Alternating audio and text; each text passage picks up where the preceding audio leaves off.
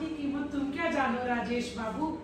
हर मुंह का ताज होता है, हर मुस्कुराहट का अंदाज होता है और खुलकर हंसने का आत्मविश्वास होता है एक असली दान।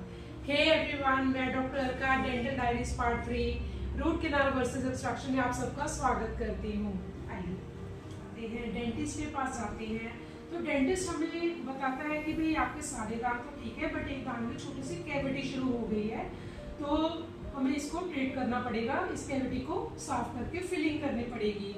हम सोचते हैं कि भाई दर्द तो है नहीं, चलो डॉक्टर मैं 2-4 महीने बाद आ जाऊँ, कोई दिक्कत तो नहीं आएगी। आप ये कहकर डेंटल चेयर से बिना ट्रीटमेंट लिए उठ जाते हैं, बस वही पे आपकी प्रॉब्लम शुरू हो जाती है। क्यों? हम घर जाते हैं, हम अपनी डेली रूटीन लाइफ में बिजी हो जाते हैं, काम में बिजी हो जाते हैं, हम भूल जाते हैं कि डेंटिस्ट ने हमें कुछ ट्रीटमेंट सजेस्ट करा था। हम अपनी रूटीन लाइफ में बिजी हो गए, 2-4 महीने 6 महीने बाद हमें हल्का हल्का दर्द हुआ, बट हम आउट ऑफ स्टेशन थे या किसी की शादी में गए थे, we just take a painkiller, हमारा पेन सबसाइड हो गया। अगेन हम भूल गए कि हमें डेंटिस्ट ने कुछ सजेस्ट करा हुआ था। अब कुछ महीने के बाद एक रात सडन आपको बहुत ज्यादा दर्द होता है या दिन में दर्द होता है, जैसे तैसे करके हम रात निकालते हैं और डॉक्टर के पास सुबह भागते हैं। तो डॉक्टर हमें सजेस्ट करता है कि इस दांत की अब हमें रूट कैनाल ट्रीटमेंट करना पड़ेगा।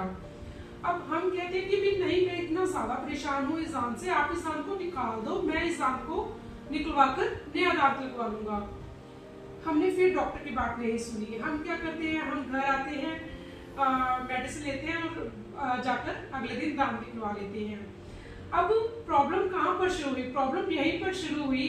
अब हम दांत निकलवा लिया, हमारा पेन सबसाइड कर गया, हम अपनी रूटीन लाइफ में फिर से बिजी हो गए और वो जगह खाली हो गई। अब क्योंकि कुदरत का एक नियम है कि कोई भी जगह जब खाली होती है तो वो खाली नहीं रहती, उसमें कुछ ना कुछ होता है। जैसे खाली जमीन है तो उसमें घास फूस उगती है, हमारा माइंड है, अगर वो खाली रहेगा तो उसमें नेगेटिविटी आने लगती है। इसी तरह से जब हम खाली छोड़ते हैं ये दांत, तो इसमें होता क्या है आइए समझते हैं।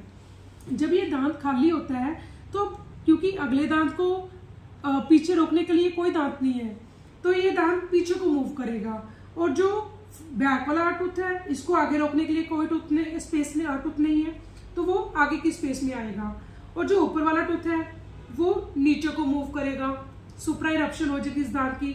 सो अल्टीमेटली हमने क्या करा, कुछ सालों में हमने ये 3 दांत सिर्फ एक दांत निकलवाने के कारण वीक कर लिए। सो अब क्या होता है कि अगर हमने इसी दांत की हमने रूट कैनाल ट्रीटमेंट करवाई होती तो हम और डेंटल प्रॉब्लम से बच सकते थे, हमारे 3 दांत वीक नहीं होने थे, हमारी जो नेचुरल अपीयरेंस है वो बरकरार रहती, हमें चोइंग प्रॉब्लम नहीं आनी थी। और अगर हमने इस दांत का ट्रीटमेंट करवा लेते तो ये हमें कम कॉस्टली पड़ता। रादर ब्रिज जो कि हम ऑप्ट करेंगे अगर टूथ को निकलवा लें, इधर we will go for bridge और सिंगल इम्प्लांट, ये ज़्यादा कॉस्टली पड़ता है अगर हम एक सिंगल टूथ को बचाने में खर्चा होता है जो हमारा। So I will always prefer कि आप root canal treatment is far better than extraction, especially for that tooth जो कि हम सेव कर सकते हैं। आपकी एक सिंगल टूथ निकलवाने से हमारी एज है वो 10 साल बड़ी लगने लग जाती है। सो ऑलवेज आप अपने डॉक्टर की बात माने और रूट कैनाल ट्रीटमेंट को ही प्रेफर करें। अगर आप मुझसे कोई और क्वेश्चन पूछना चाहते हैं, do let me know in the comment section. कोई टॉपिक चाहते हैं जिस पे आप चाहते हैं कि मैं वीडियो बनाऊं, do let me know. And आप मुझे बताइए कि आपको मेरी वीडियोस कैसी लग रही हैं। Thank you.